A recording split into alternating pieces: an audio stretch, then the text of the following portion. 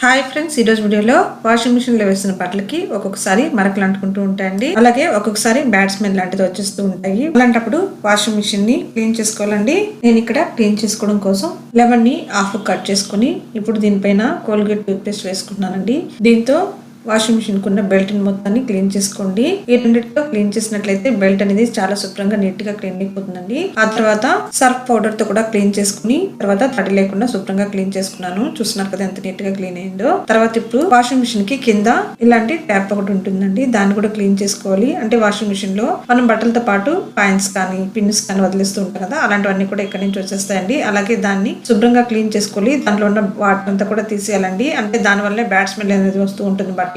అందుకే సాన్ని కూడా శుభ్రంగా క్లీన్ చేసుకున్నాను. అలాగే వాషింగ్ పౌడర్ అలాగే లిక్విడ్ లాంటివి వేస్తూ ఉంటాం కదండి, అక్కడ కూడా నీట్ గా క్లీన్ చేసుకోవాలి. ఇలా అప్పుడప్పుడు వాషింగ్ మిషన్ క్లీన్ చేసుకుంటే బట్టలు అనేది ముక్క వాసన రాకుండా మరకలు పడకుండా ఉంటాయండి.